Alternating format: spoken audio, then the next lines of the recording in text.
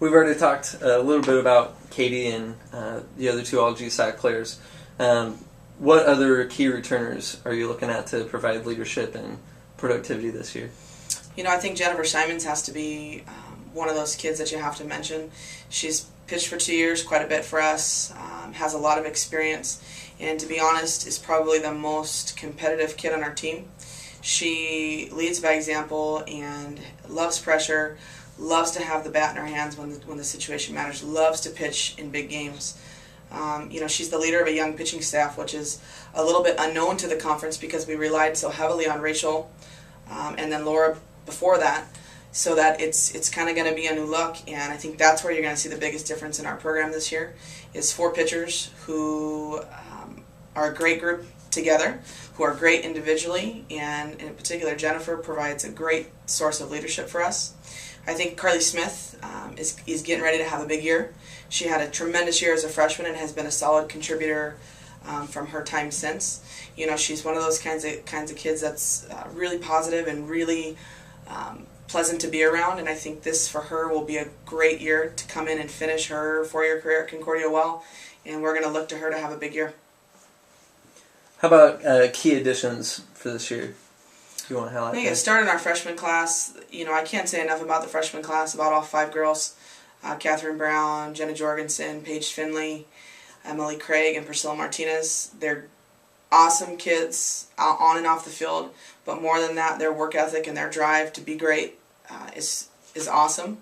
I think Emily's going to make an immediate impact behind the plate. She's got a big arm and a big bat and a ton of experience to go with it.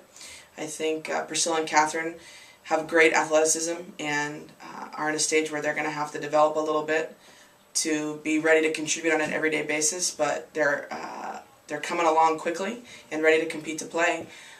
Paige is going to step in and fill up innings for us. Her work ethic is second to none on our team. As a freshman, I am amazed by her every single day. Her want to get better is probably bigger than anyone I've been around, and I think when you're an athlete like that, nothing but good stuff will happen to you. I'm a big believer in that. And then Jenna Jorgensen is a tremendous talent. She's had a tremendous 4 years at Danny Hills High School. Really, her potential is unlimited, up to bat, on the field, and we're looking for big things from her. We've added 1 transfer as well, Amanda Fama, who won a state championship last year at Cypress College. She is the kind of kid that can change our program, and we're excited to have her. She provides some power that maybe we've been missing in the last couple years, and I'm hoping for her that she can be as successful as she's experienced in the past, because you can't teach someone how to win. I think people are kind of built with that, and she's shown that she's capable of putting a team on her back and doing that, so we're excited for her addition as well. This is your 3rd season as head coach at Concordia. How satisfied are you with where the program is, and what is the overall goal of this program in the coming years? I think I'm satisfied with where the program is as a past player.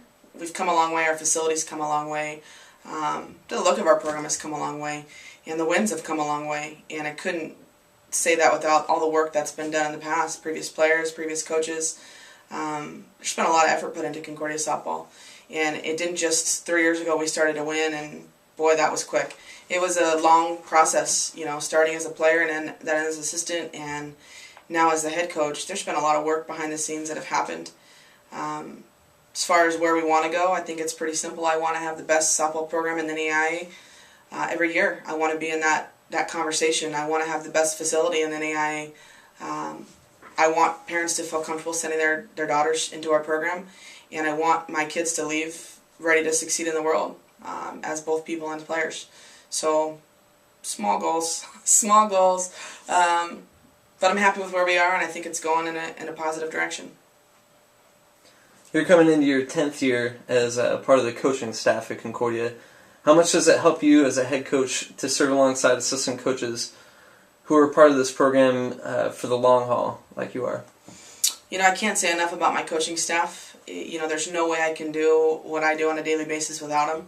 To have 2 graduate assistants that graduated from our program is huge. I think you get an automatic extension of loyalty. They're invested because as an alumni, of course you're invested in what's happening in the program you played in. You want it to be better. You want it to mean the same things it's meant for you, for your players. Ashley and Alex have both put in a tremendous amount of work. You know, they've got to do a lot of crazy requests for me. I'm not going to say I'm the easiest coach to work with all the time. I'm demanding, but they kind of just get it. They get me, they get the program, and they really do put our athletes first, and you can't duplicate that. There's no way without Coach Imbriano that I would be able to really succeed at this level. She not only is in charge of our pitchers and our defense and our strength conditioning, but she has a standard of excellence that really pushes me as a head coach. And kind of the partnership within my coaching staff is just tremendous. Her knowledge and her ability to reach my players is consistently helping us get better every day. And as much as I'm invested at making this thing move forward, my coaching staff is too.